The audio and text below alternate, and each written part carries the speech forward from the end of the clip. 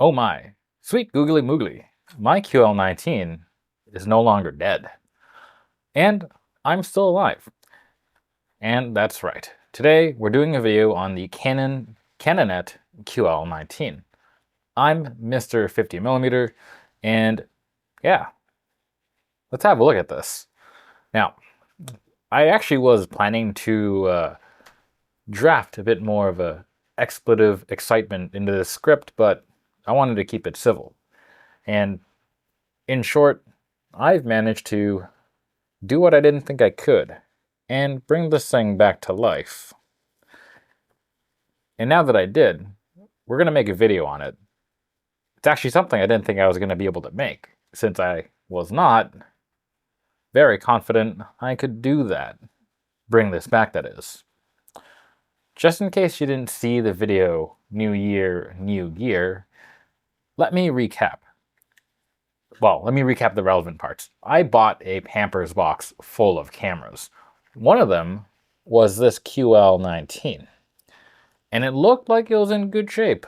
But then I looked at it closer, and all was not well. All was not well at all. But fast forward to now, February 2026. I've managed to address all of the camera's issues. And I've now verified that it works by putting film through it. So there we have it. I've got a functioning Cannonet QL19 now. So I'm pretty happy. This is my excited face. All right, before we get into this camera, time to plug my brother's channel. He has a new YouTube channel. He also does photography content and more. His channel is called Chang of Fools. There'll be a link in the description below and in a card up here. Click there now if you want and check it out. But don't forget to come back here to watch this video. All right, with that, allow me to fawn over this camera for the remainder of this video.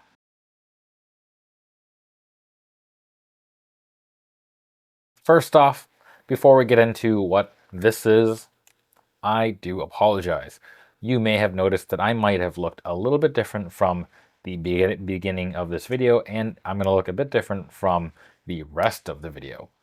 That is because I realized in this section, when I originally recorded it, I had errors in it. And that was from me pulling information from another Canonet model. As a result, this section that you're seeing here is a reshoot. It turns out there's a QL19 and a new QL19, which is what this is.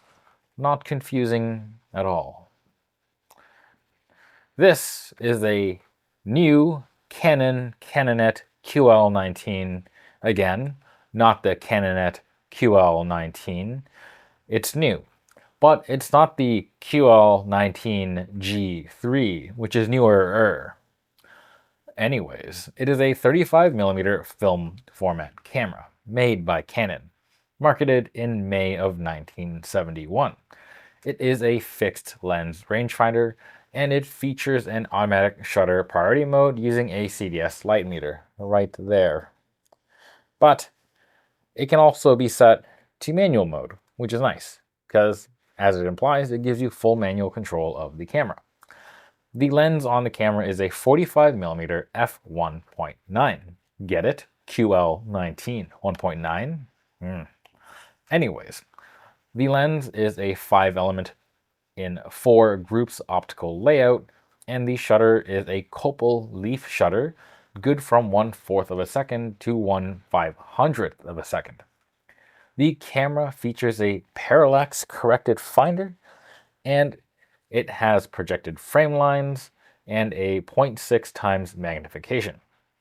On the right of that finder, you will find an aperture scale with exposure warning indicators. The camera supports film speeds from 25 to 800, and this camera is normally powered by a 1.3 volt mercury cell. The camera comes in at around 620 grams, so it's a dense little thing. And in 1971, this came in at 24,400 yen. That is around 71,930 yen today, or roughly 465 USD, or about 640 Canadian buckaroos. Excellently priced if I don't say so myself. Alright, reshoot over.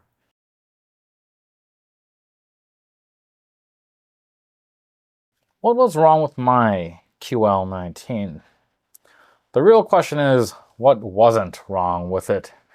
I'm going to list them out and go over the things I did to address said issues.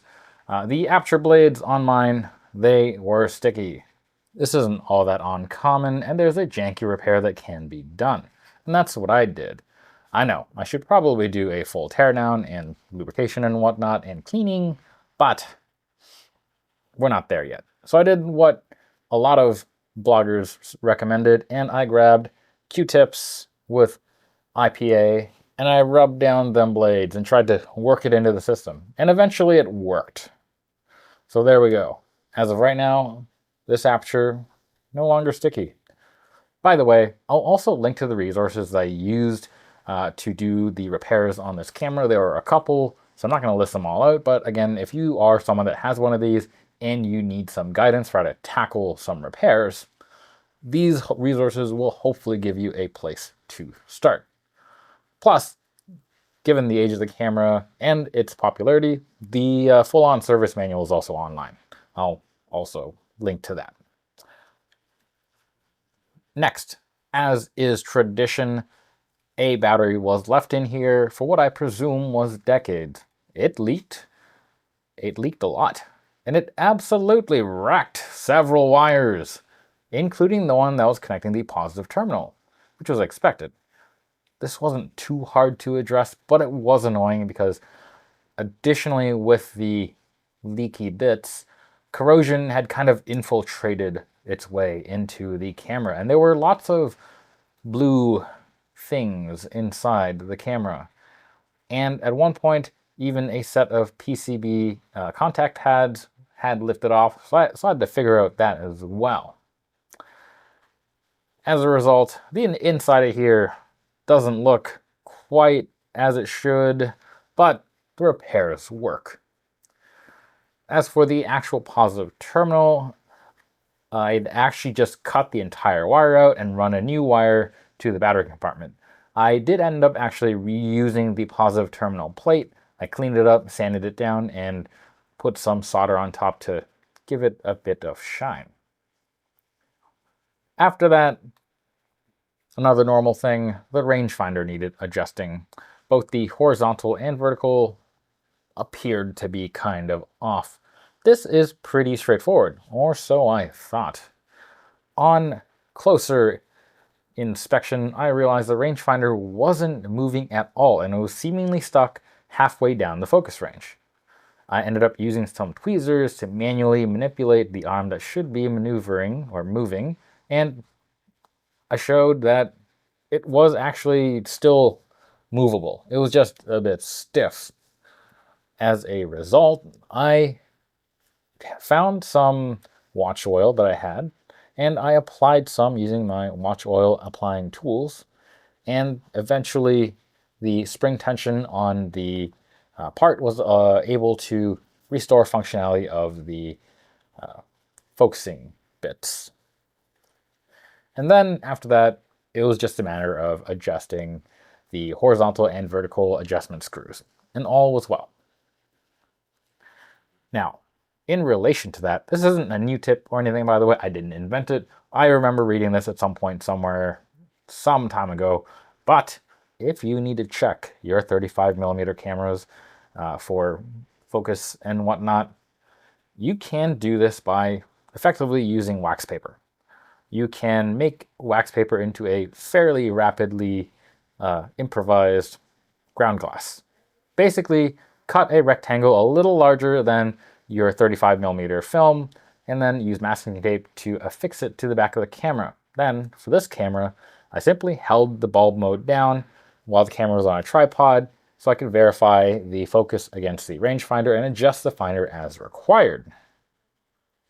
I also recommend for this you grab a loupe, as it's kind of hard to confirm the focus with the naked eye, or at least I find that it is.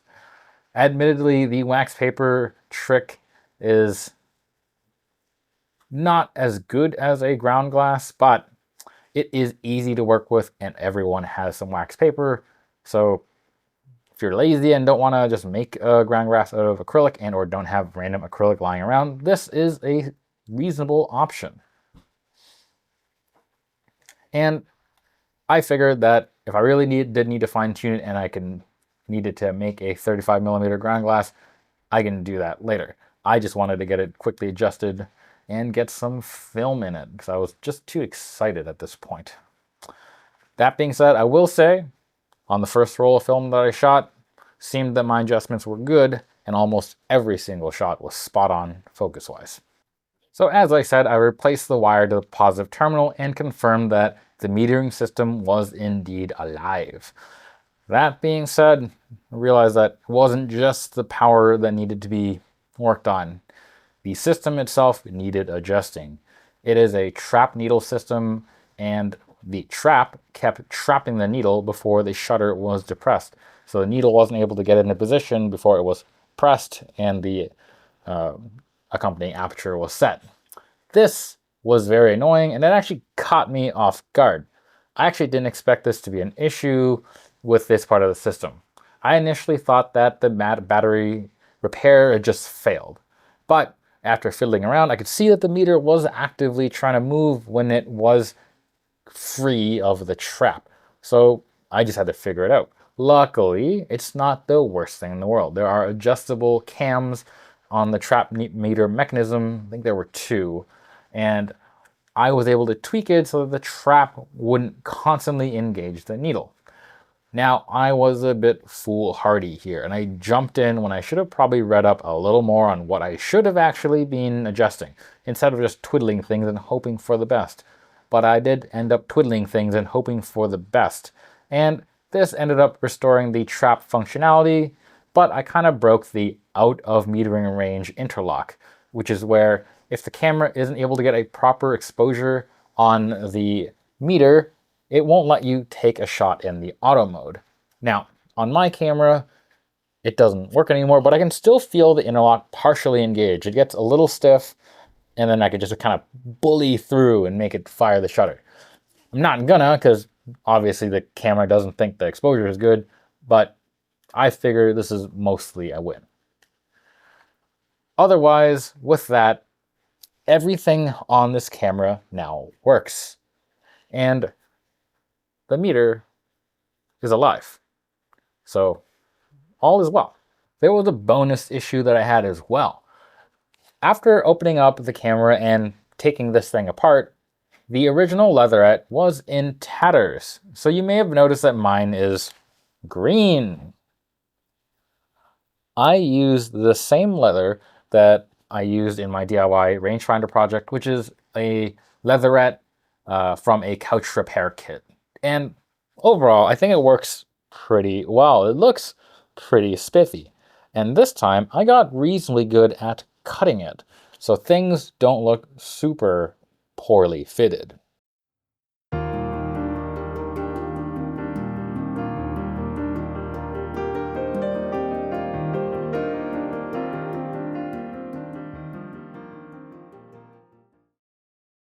The battery problem. You may have noticed that this uses a 1.3 volt mercury cell. Those aren't made anymore. And for me, these wine cells are too rich for my blood. I know there are zinc air batteries that should work with this, but looking online, they're a whole $11. That's like 3 Timmy's coffees. So instead, I'm just using a regular LR44 with a donut spacer. I know it's 1.5 volts, but here's what I do to use it anyways. First, I set this camera to the film speed value that I'm planning to load. I pick a shutter speed and look to see what aperture I get. This only works if the aperture that you get is within range, by the way. Now, I take another camera or a phone with a light meter app, and I set my ISO to the same as what my film speed is. I set my shutter speed the same as what's on the Canonet, and I check to see what aperture it tells me to put on. It's going to be a bit different because of the voltage difference in this. This isn't going to meter right. So then what I'll do is that I will then see how much of a difference in aperture do I need to change to make it match the exposure on the phone. And with that, that'll tell me about how many stops do I need to change to adjust my film speed. For example, if I am setting 1/500th of a second and I'm pointing out to a reference spot and it's telling me that on this camera I need to set it at f5.6, but on the meter it says I should be setting at f4, that means on this camera we're about 1 stop over on the meter. So instead of whatever film speed I have adjusted, I'll move it down a stop. And say if it's on 200, I'll then move it to 100. And that will be the actual correct meter reading. If you want, you can do it a couple times for a couple different lighting scenarios, but this generally seemed to work. My last roll that I put through here was a Kodak Gold 200, not expired, and with the offset that I got from my camera, I needed to set this camera to ISO around 125-ish. And when I did, it looked like, for the most part, the metering readings from here mostly matched up with what was on my phone. And I think the pictures show that they were pretty well exposed. So you can use regular 1.5 volt disposable batteries.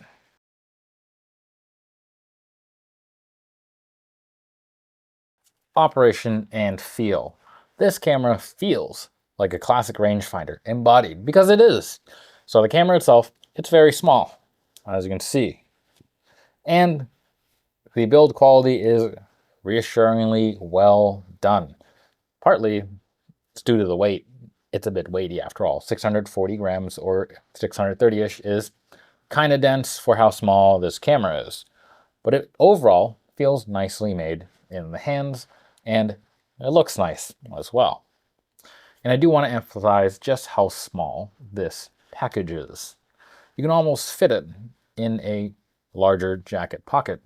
For reference, here is a smaller Minolta F, but it's not a manual camera and doesn't have shutter priority. It is a fully automatic camera.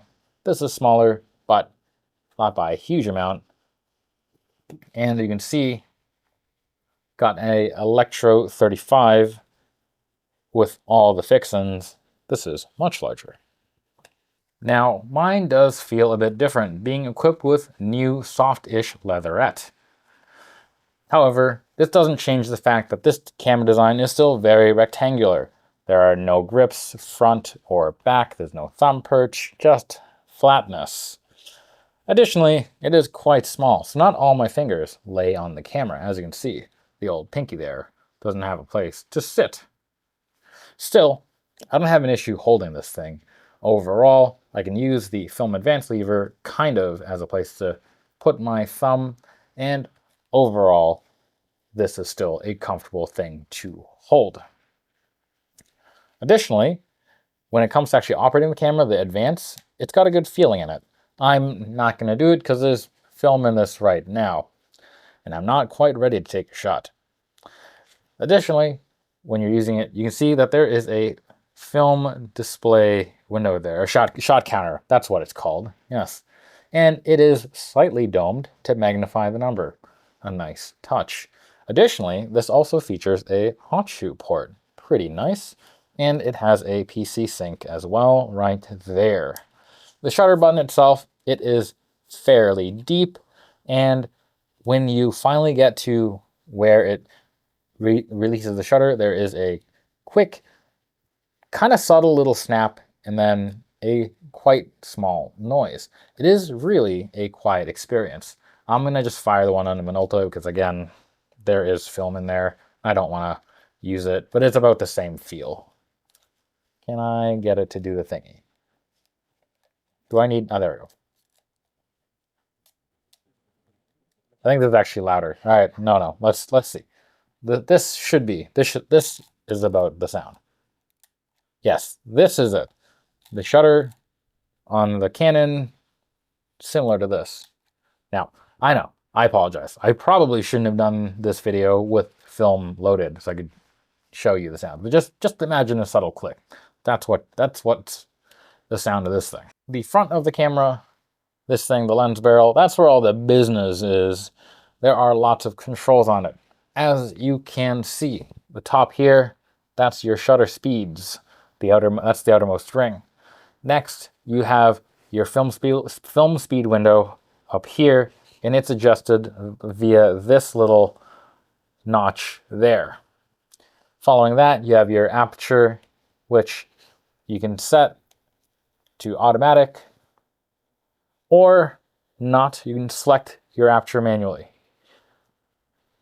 And you might have noticed there are numbers on the side that are not on the automatic side, but not on the aperture side. Those are numbers to use with flashes. I'll also mention that these values, the flash values, have detents. The A value has a detent, but the other aperture values, there are no detents. So it's stepless, cinematic maybe. Additionally, something kind of weird about this camera, when you are in, not weird, it's just normal. When you are in your manual aperture mode, the meter does not come on. In automatic mode, it does. This is the weird thing. When you're setting the camera, if you're in your manual mode and you stop the lens down, it will close the aperture. But when you then move it back, if you haven't wound the camera, it will not go back. So it's kind of interesting. Anyways, that's all I wanted to say about that. Additionally, when you're in A mode, the meter on this camera is always on. So keep that in mind. Not that the batteries drain particularly fast or anything. Oh, and there's one other thing, aside from your focus ring. Down here, that is a self-timer. And finally, you have your focus tab. When you are looking through the rangefinder, obviously you will see a focus patch. I find mine is pretty good. It is reasonably contrasty. It's even a pretty reasonable size spot. I think I saw there were some complaints that overall these patches weren't contrasty, but I don't know, that might have been an age thing. Mine seems to be reasonably good. Although I am also used to shooting with like Soviet rangefinders and some less good ones, so maybe I'm biased towards poopy cameras. Anyways, the point is, mine didn't need any work. At any rate, when you're looking through the finder, you will again see your aperture scale, and it is fairly bright, and it is a value that is nice and easy to read. They're fairly large. It takes up a large chunk of your right side. And basically, in your shutter priority mode, it's going to tell you what aperture the camera is going to set. And that's pretty nifty. It basically also says or tells you that if the aperture is in the yellow range, you're good. If it's in the red, not so good. Overall, this is a very lovely, simple camera. I really enjoy using the shutter priority mode. I thought I would kind of bump it into manual mode more often, but I really don't. So I'm really glad that I ended up getting this repaired. But the manual mode is there if you feel like the meter is doing something janky or if your meter is dead. So that is something that's pretty nice. Not that many film fixed lens rangefinders do that. Well, there are many, but there are lots that also don't. For example, there's none on here. The Electro 35 also doesn't really have a manual mode. I mean, you have the flash sync mode, which will let you fire the shutter, but it's going to be stuck at one speed, so that's kind of lame. But either way, the meter on mine works, and I think it does a pretty good job, especially that right now we're in winter, so there's lots of snow on the ground and plenty of opportunity for harsh light to kind of play and mess around with this meter. And through this wintry period, I didn't find that my roll of film was any poorly exposed. It all actually looked fairly good, as I said. You'll see that coming up. I keep saying it, but you don't have to trust me. You can skip to the sample gallery if you want and have a look. But I think that'll look pretty good.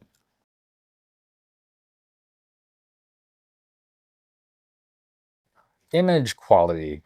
Overall, I'm very happy with the images that come out of this camera. I really don't think there was a single one that I took, though, where the lens was fully open. Looking at the meter, the aperture scale window, it was always stopped down a little bit. So keep that in mind. Didn't really force this thing to shoot at 1.9 or anything. But that said, there were times where it was close to being open. And really, with the shutter speed topping out at 1/500th, even with my camera set to ISO 125, 1/500th does require some stopping down in daylight. So, yeah. However, keeping all that stuff in mind, the pictures that came out of this produced very sharp images. They had pretty punchy colors, and in the right light at the right distance, this created a pretty nice looking background blur. Although there's one other thing about this lens. It's not necessarily nice, but it is a lens that at some times flares. I did catch on a couple of my frames, being adjacent to light sources, there was some flare that went through. But given that this is a camera from 1965, I think we can forgive that. Now, one thing that is nice about this setup, it's not an image quality thing, but look at the lens. It is quite stubby, very compact. And more important than image quality is the fact that I can easily carry this and have it in a coat pocket or just in another part of my camera bag. And it's also a pretty fast lens. A lot of the times with smaller rangefinders, I find you get something, again, like this Minolta here. You'll get a f2.8. It's a little bit slower. It is also compact, but over here you get a full meat and potatoes f1.9. Even if I can't use it to shoot wide open all the time, since the sunlight is a thing, it's nice to have.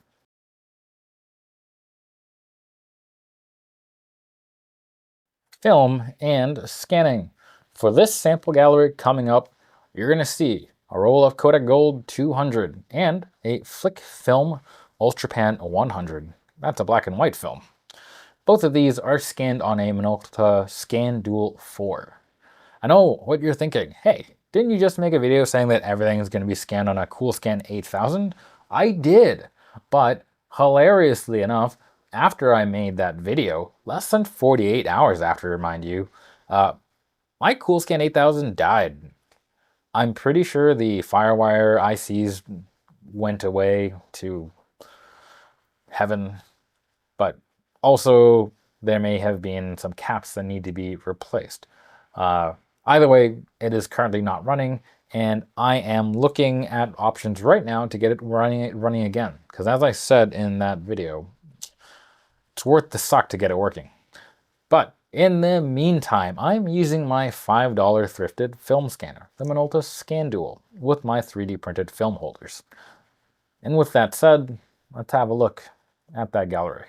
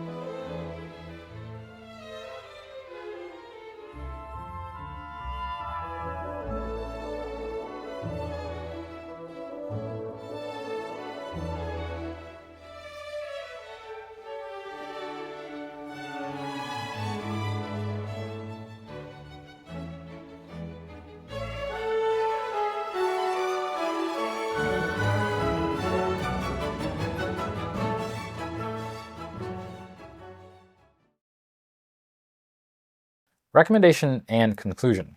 For me, personally, this camera, this specific one, has been exceptionally fun. Being able to bring it back to life from the dead is quite rewarding, if not a little frustrating, so fun-strating. Now, if you remember from that video, New Year, I'd mentioned that I've had Canonets in the past, but all of them had some issues that prevented me from keeping them or really using them. So this is the first one that I actually got that is 99% functioning. So that's nice. Plus, I get to add my own personal little flair to this one. I do really like that green.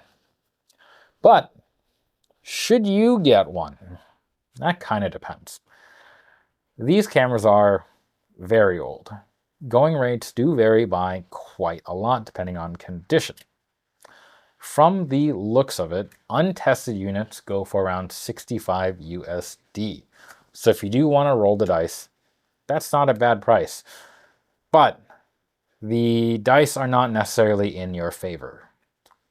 Now, if you do want to find ones that are working, but typically have some issues, but probably will still take photos, you can expect around 125 USD.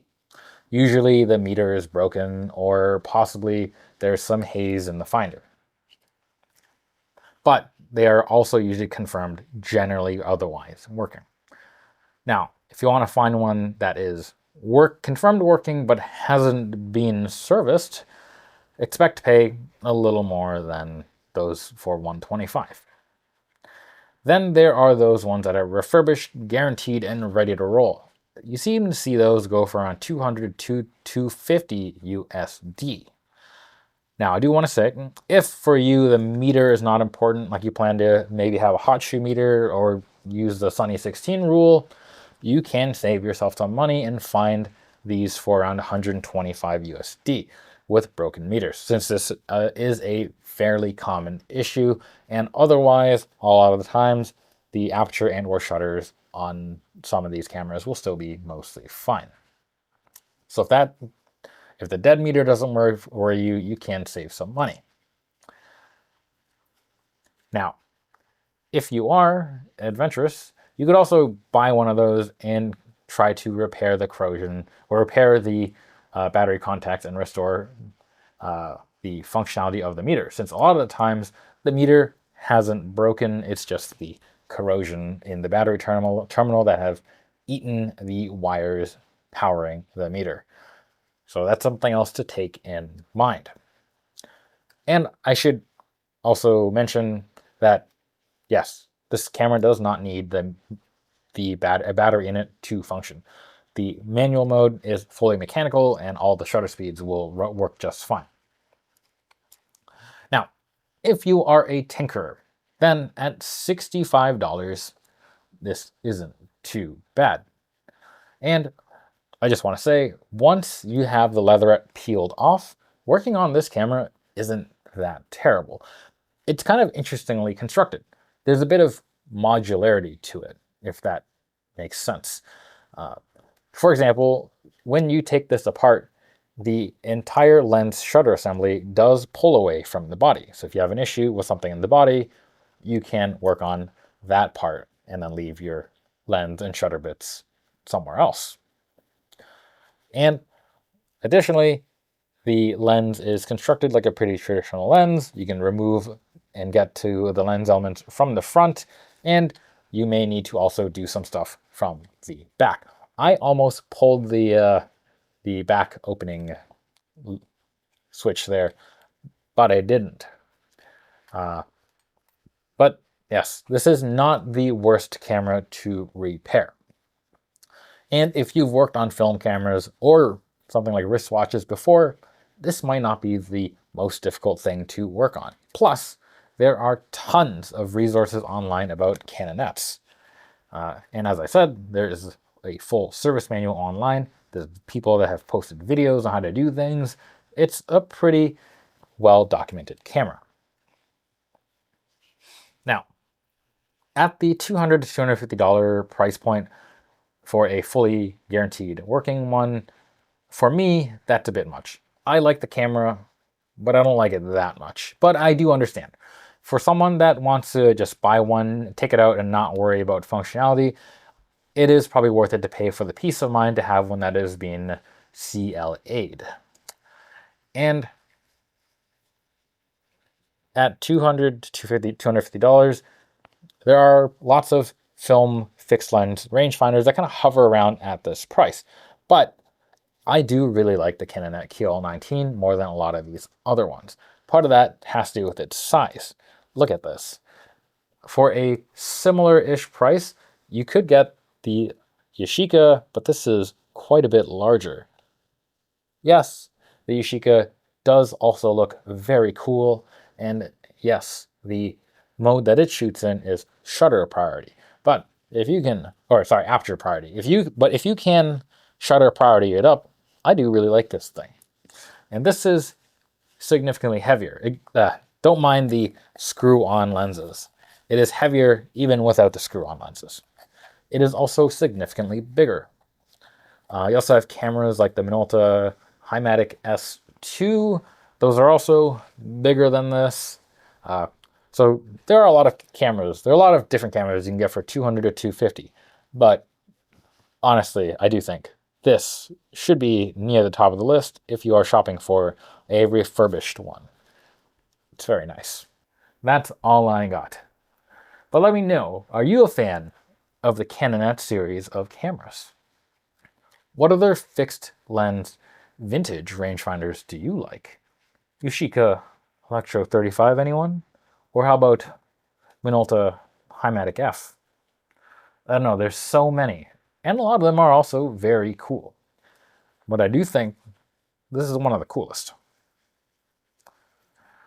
Let me know what your thoughts are in the comments below. And as always, don't forget to like, comment, and subscribe.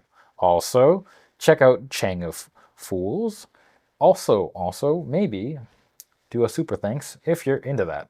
Till next time, bye.